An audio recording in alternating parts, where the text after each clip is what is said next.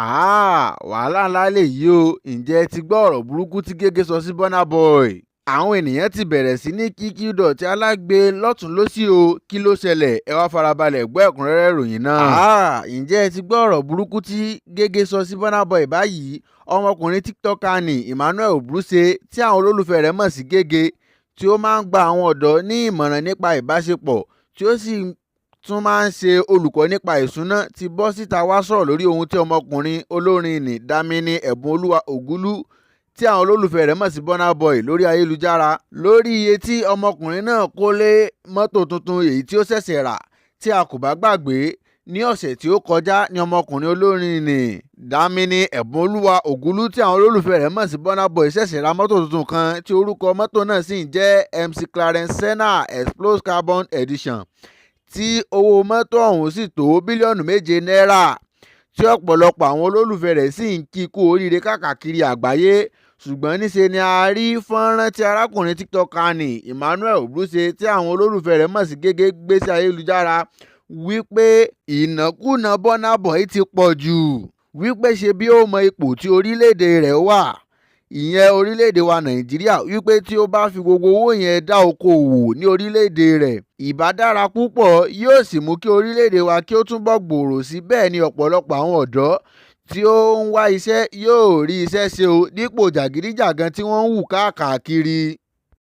Níṣe ni ó dùn arákùnrin TikToker yìí gidigidi, tí ó sì ń fi ìtara sọ̀rọ̀ sí orí ayélujára.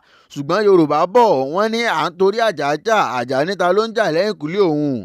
Níṣe ni àwọn ọmọ Nàìjíríà tí ó ń gbìjà bẹ̀rẹ̀ sí ní sọ̀rọ̀ sí abẹ́ fọ́nrán náà tí ó gbé sí ayélujára wípé ṣé owó baba ńlá kú bàbá rẹ̀ ló fi ra mọ́tò ni, pé kò náà jẹ́ lọ wáṣẹ́ ṣe ọ̀lẹ alápámọ́síṣẹ́. Kódà àwọn mìíràn tún fi ṣe yẹ̀yẹ́ ní abẹ́ fọ́nrán náà o, tí wọ́n sì ń pè ní orúkọ oríṣiríṣi. Èyí ni àwọn èsì tí àwọn ọmọ Nàìjíríà fi sí abẹ́ fọ́nrán náà tí oní TikToker yìí gbé jáde o.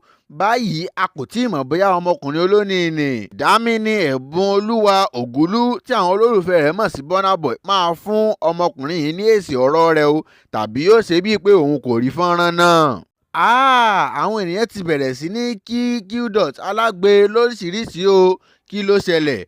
Kudus Fákọ̀yà Olúwadámiláre tí àwọn olólùfẹ́ rẹ̀ mọ̀ sí Qdot alágbe ń dunnú lọ́wọ́lọ́wọ́ báyìí o, tí ayọ̀ rẹ̀ sì pọ̀ pẹ̀lú bí ìyàwó rẹ̀ sì ṣẹ̀ṣẹ̀ bí ọmọ tuntun fún un, tí ó sì gbé àwòrán ọmọ tuntun náà sí orí ayélujára, tí ọ̀pọ̀lọpọ̀ àwọn olólùfẹ́ rẹ̀ káàkiri gbogbo àgbáyé sì ń kí i kú oríire ọmọ tuntun.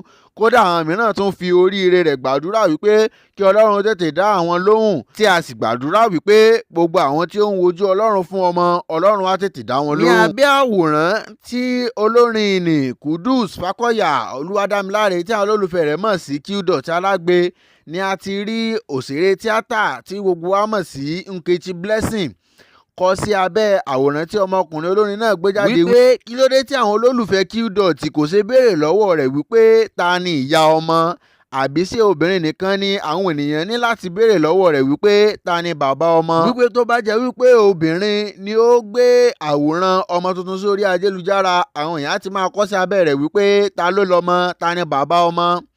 Ṣùgbọ́n àwọn ènìyàn ti bẹ̀rẹ̀ sí ní wọnú abẹ́ ọ̀rọ̀ náà tí wọ́n sì ń fún ní èsì oríṣiríṣi. Kódà àwọn mìíràn tún fi ń ṣe yẹ̀yẹ́ tí wọ́n sì ń bi léèrè wípé kí ló kàn án. Bẹ́ẹ̀ la sì ráwọn tí ó tẹ̀lé ọ̀rọ̀ tí ó sọ náà tí wọ́n ní tòótọ́ ni o. Bó bá jẹ́ wípé obìnrin ni ó gbé fọ́tò ọmọ tuntun sí orí ayélujára, àwọn ènìyàn á bẹ̀rẹ̀ sí ní béèrè pé ta ló ní ọmọ.